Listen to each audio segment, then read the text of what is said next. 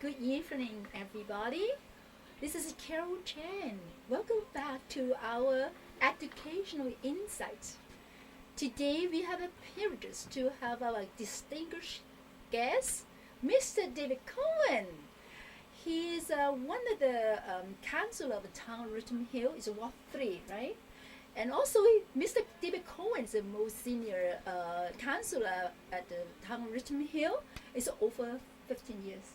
Today, It'll be 20 next November. Oh my goodness. So welcome, Mr. David Cohen, to our educational insights. How are you doing? Very good, and how are you, Carol? Fine, thank you. We are very impressed. Today is a very bad weather. Still, have David Cohen try his very best to supporting us. Okay, you know what? David Cohen is very famous at the town Richmond Hill. But today we have the topic is focus on another things, special needs services in Ontario. You know why? Mr. David Cohen is very supportive for this field. He's representing one of the organization called One Voice, right?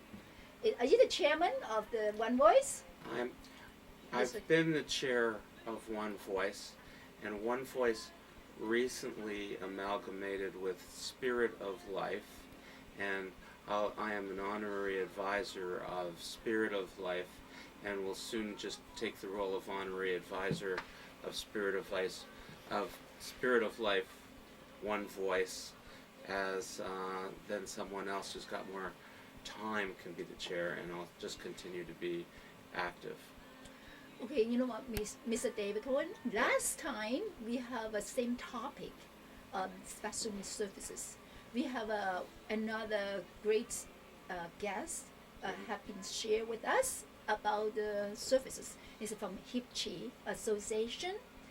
I don't know. Peter? Yeah, Mr. Peter Shen. Yeah. And we have basic idea about overall, but One Voice is another big thing. So can you please share with us why and when was this organization started? Okay, let me tell you a bit about One Voice and Spirit of Life. People who are who have problems dealing with developmental issues, the only place they currently have to go is to the public system that's in English. And often it can be very difficult to get the right kind of service without having your heritage taken into consideration. And in other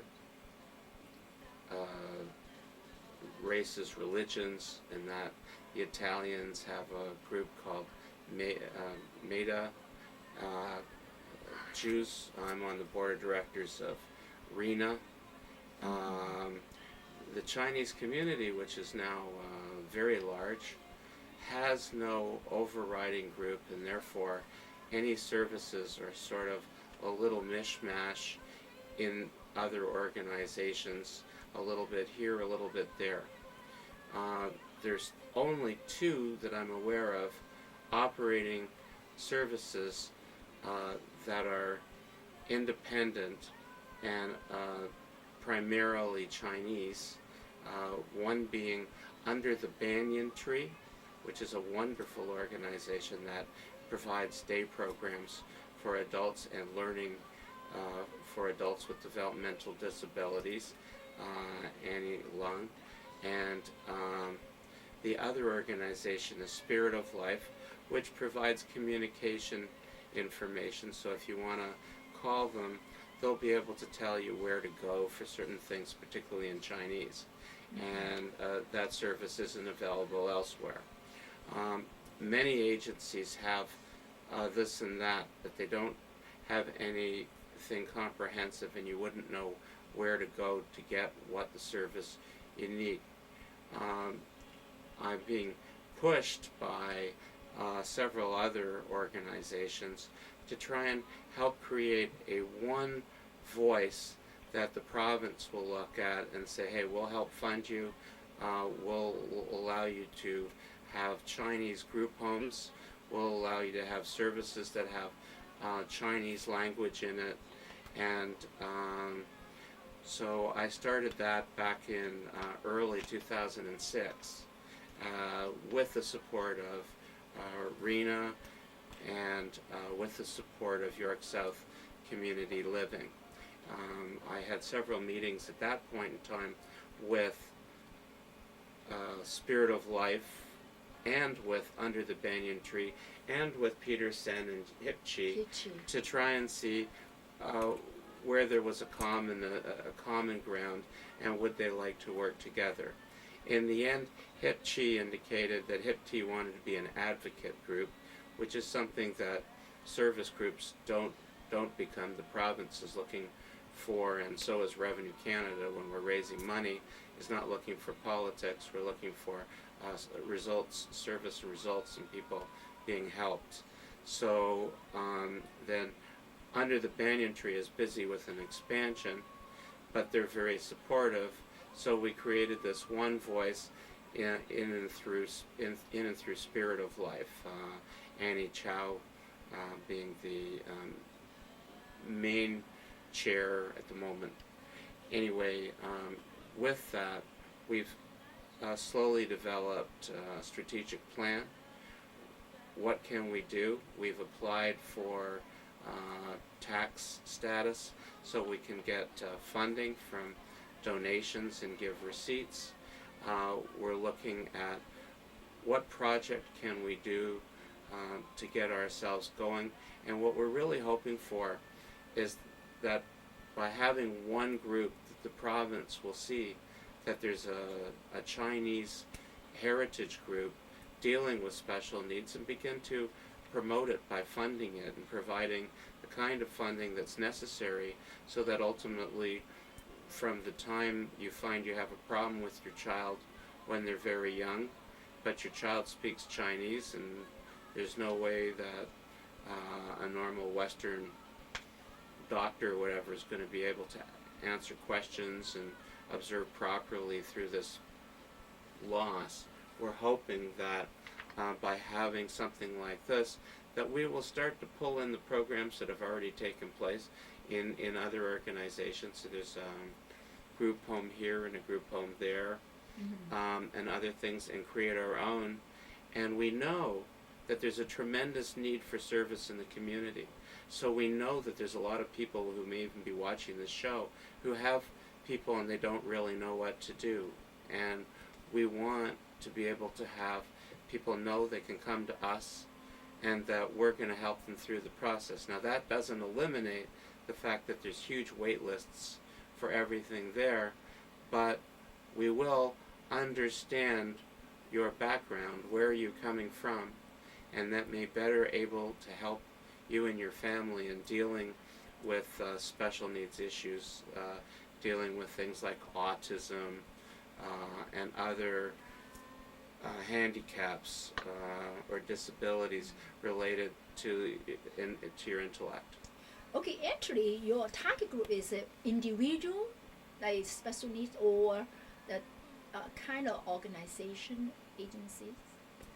Our target group is to provide services such for Peter Sen and his group, for everyone else in the community and their group who need services and would prefer to have Chinese culture mixed in. As you're aware, we'll service anybody, whether they're Chinese or not, but right now there's no alternative for Chinese services. Thank you so much, David. This is our privilege to have you for us, because you really supported our Chinese community. We need something like Winner. Winner is a very popular kind of service for the special needs. It's Jewish, right? So we have one day for our Chinese community, we have a kind of services. But anyways, now you just mentioned to have two specific groups, 2, 3. So you still welcome some more other. Well, what we're looking for services. what we would look for is volunteers who are interested in helping people, and that's great. We're looking for money, financial support, so that we can do things, because those are the two things that are critically important. And we're looking for awareness which is why I guess I'm here today, so that people know and have heard of who we are and what we're trying to do. I think that if you have somebody who's close to you, and you've had problems in dealing in English, there's a lot of problems with dealing in English. By the way, I'm a father of an autistic girl named Laura. Laura's close to 22 now, and I'm not looking for services myself. Laura's well placed, but I do understand. I do understand, and I did go through, and I was born in Canada, so I was born speaking English. That it's very difficult to get the right diagnosis, even speaking English and describing everything in English from birth when you're talking to doctors who talk in special language. So when your English is not as good as mine was, and nor my wife's, it can be even more difficult. And sometimes the children speak Chinese, sometimes they speak English, could be Cantonese and Mandarin, but there's all sorts of issues that come from autism and other such disabilities. One is that those people are usually hard to take care of. And so then the family, the husband comes home at night. I'm not trying to say woman word, and I'm not trying to dispel feminism or anything, but husband comes home at night, the mother's been taking care of the child's been very difficult, she's not too happy, husband's not too happy, and the next thing you can have family breakdown. There's numerous things that can go wrong. The other thing is, it's very difficult to find out exactly what the problem is and how to deal with it. And behavioral issues aren't just at an autism level. It can be as straightforward as my son doesn't want to go to school. You know, that's why today we are very lucky to have David here, because you are very experienced parents. You have a 22 years old autism girl. So today, wonderful chance for sharing with us, not only one voice, and also the experience for dealing with a special needs child. But go back to the one voice. So do you have a regular meetings and kind of specific venue for your team members? We are a subcommittee right now of Spirit of Life, and meet at their offices, which are located at Doncrest and Highway 7, near Chalmers, and we meet generally once a month. Oh, once a month. What's the regular activities during the meeting? Well, for the last while, we've been doing a lot of organizational work. First, trying to develop what it is we actually want to do, in what order do we want to do it, how do we want to do it. Then more recently, Spirit of Life, who are already set up, agreed to house us and help work with us. And the last few months we've been working on certain governance models to make sure that we're doing what we're supposed to be doing. And we discuss activities that we're involved with. We're presently, as an example, talking to a provincial agency to see how we can help them downtown Geneva Center in doing what they want, again in Chinese language. So we've been talking about that. We're looking at how we can extend our programs with communications, and what other programs we can get involved in. It's difficult without money, and that's something that we don't have at the moment. None from the provincial? Well, we don't get any money from the province right now. Not yet. So we have to put these things together in an order. It's nice to have programs already going that we have, but we have a long way to achieve ourselves as a major agency that gets funded by the province, and we're going about the challenge of putting that together. And if the more volunteers that we have from the community, the easier it is to get things done. People talk about the short term. Can you give me for tomorrow? The answer is that we want it for the future. A lot of these things take a lot of time and patience put together, but they do end up taking place. You talked about RENA, where I'm a director. RENA started 36 years ago. Now it's the second largest operator of long-term care in Toronto through group homes, and provides numerous services, including our day programs have 25% Chinese clients. So over time, you can become big and do these things. We need to take baby steps until we have the right financial supports. We do have the luxury of having wonderful partners waiting to help us through our programs through the other communities.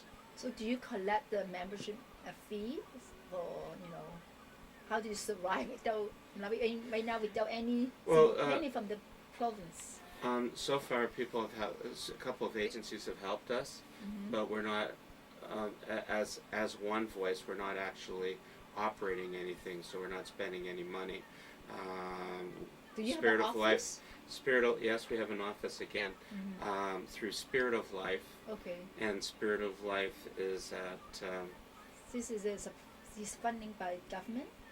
No, Spirit of Life is being funded in part through Trillium grants, okay. and partly through donations. Oh, okay. So, for your long-term goal, is it your one voice? The one voice the function of one voice is for asking Okay, the province. The function for the long haul would be that the province would already be a partner and consider us to be a funding agency, and that a place that if you wanted Chinese heritage services to help you deal with your family member who has a behavioral or intellectual disability, that you would come to us and that we would have a program that was able to help you depending on what issue you have. They mean kind of the role of the consultant or the frontline service. Well, it would be a frontline service. It would be the entire spectrum of services for people with disabilities. Like under the banyan tree kind of services? Well, under the banyan tree, yes, but we would probably say under the banyan tree, we would probably send you to under the banyan tree, because under banyan tree does good work. So we would be promoting expanding under the banyan tree and making it large and vibrant.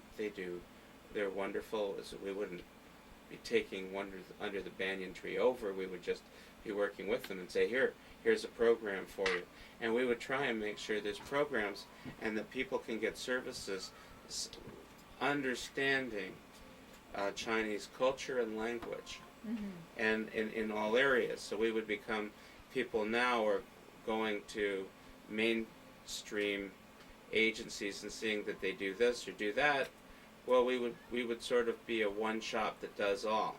We would be able to do everything to help you, but again have that variable there that we can speak languages other than English, and that we can provide and find you services saying that are other than that. We do believe we'll then have the support of other agencies who would find it much more efficient to have one agency providing these services than a small chunk here and a small chunk there. And every time one of those other agencies provides a small chunk, it takes them a tremendous amount of work because they don't understand the Chinese. This agency would. That's very meaningful. Actually, just in case that the government starts to support your program, one was, what's the plan for the target group? Is it from preschool to adult? What is the target age group? It's from the time that you notice that there's a problem till you die. Oh, wonderful. Not you die. It's to a the long person. lifetime. It's a long lifetime. Wonderful. So, because right now school boards provide quite a good service for the preschooler to 21 years old. I So don't how think about they do with after autism. 21? Yeah. I'm autism? not convinced they do in certain areas of behavioral services and disabilities. I think the school boards provide some service That's where you're seeing a lot of people complaining that the province isn't providing adequate funding. And in a lot of cases, there's a lot of people who just don't get appropriate services who have behavioral problems. And the school boards are better than they once were, but are in no way handling all problems of people with developmental disabilities or behavioral disabilities, as I talk about. This is a huge issue. Yeah, I think they have the limited of funding. They have, the services for providing right now. Well, and speaking not as the one voice person, but speaking as more of a parent. There's not enough money spent in Ontario per capita on people with special needs, and we have huge wait lists in York Region. York Support Services could talk to you about wait lists of over 1,000 people. Especially after 21 years old, is it right? No, I know it's a long waiting list for but there's wait lists at all levels. I know. So I think that that things are getting better than they once were, but there's still long wait lists for everything. Yeah, I know that David, you have a 22 daughter with special needs. May I know, after 21 years old, I know they have to go to another stage of service. Okay, well, my daughter is representative of my daughter. She's not representative of all people with autism or anything like that. My daughter was in a children's group home and was in a school program. At 21, she's no longer qualifies for the school program during the day. She's now in a day program funded by the province where she learns things during the day. She's severely disabled and needs constant supervision. And she moved from a children's group home to an adult group home in accordance with the change of the system. Up until 21, you're under a different system than when you're over 21. So you can't stay in the same group home because they have children's group homes and adult group homes. Anyway, she's an adult program and actually very happy in it, and I have no complaints about the service that she gets from the province. You know what, you're so lucky to get kind of services, but not everyone know how to apply kind of services ahead of This is what I'm talking about with wait lists. Yeah. Laura has been in a group home since she was 11, and probably qualified a lot because my wife Shirley had died of breast cancer when she was 9, and I was a single parent father, and they felt probably that she could provide that they could get better care. She has gotten great care in her program as a child through a group called Circle of Support, and now she's in Arena group home, and every week I ask her how she's doing, and she says she's happy. So wonderful. So how many years ahead we have to apply the kind of services? Well, I don't know. I mean, it's been a long time since I applied.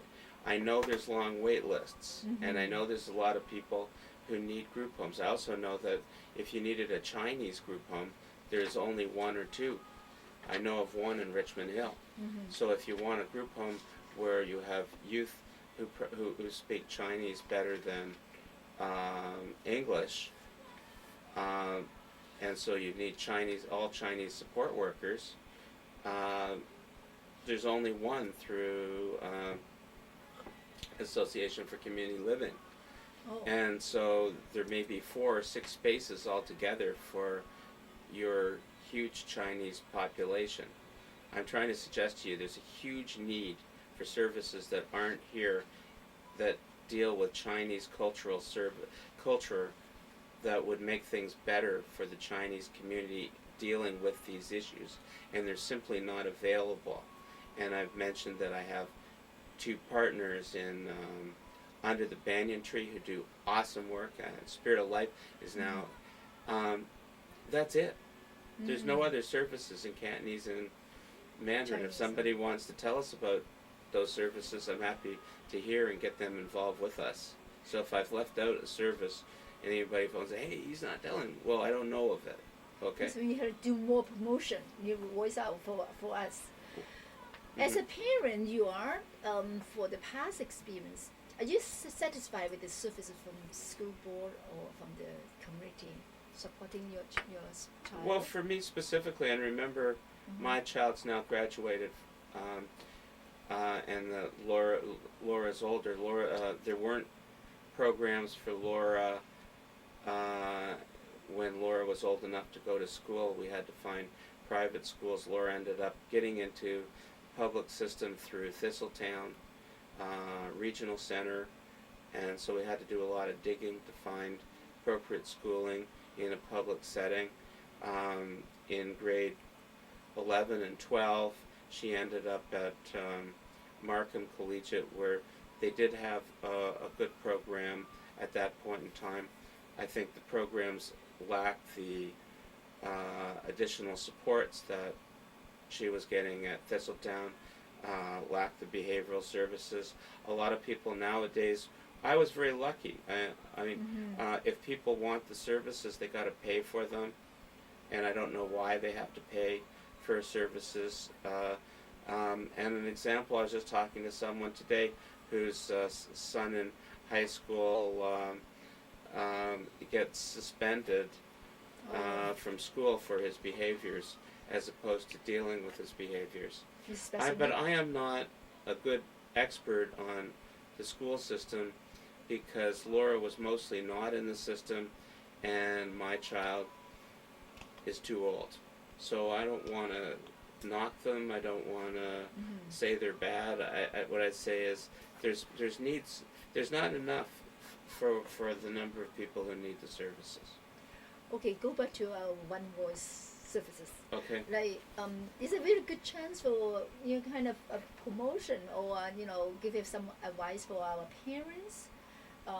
What's the expectation for support from our the community or school board through this program? You can voice out. Well, what I'm hoping is that one voice. Okay, the province doesn't like to fund in the Chinese community, and I don't know if you notice it, but say it comes to new immigrant services.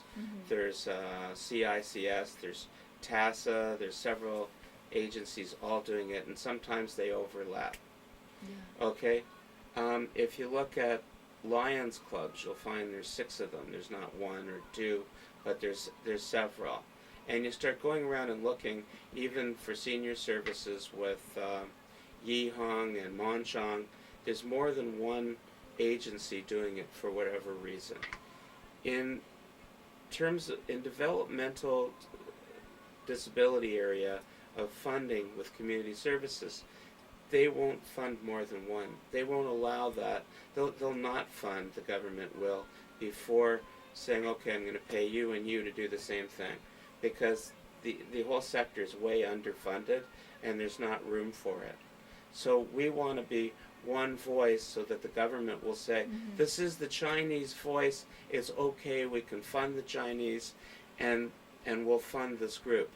I don't know if ultimately the name will be One Voice, but it was simple when we were sitting around at that point in time trying to figure out what to call ourselves quickly to get organized.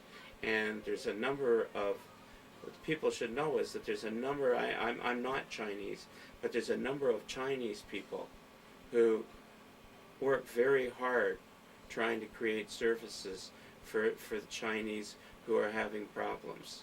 And we need these services. And there's over 500,000 of you in Toronto, because you're the ones probably reading or listening to this website. And what you have to know is, if you could get involved, if you could give a few bucks, we could get this thing under control. You've got a lot of political power. You don't know it. You don't use it. To get social services, you should be having them in your community. You also, though it costs you money, you got to volunteer, you have to donate, and you have to do these things. And you do have wonderful services in some areas.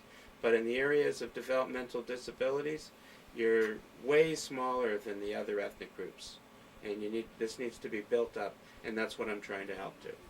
Great. So as a Chinese, we have to team up together and we have to make a difference.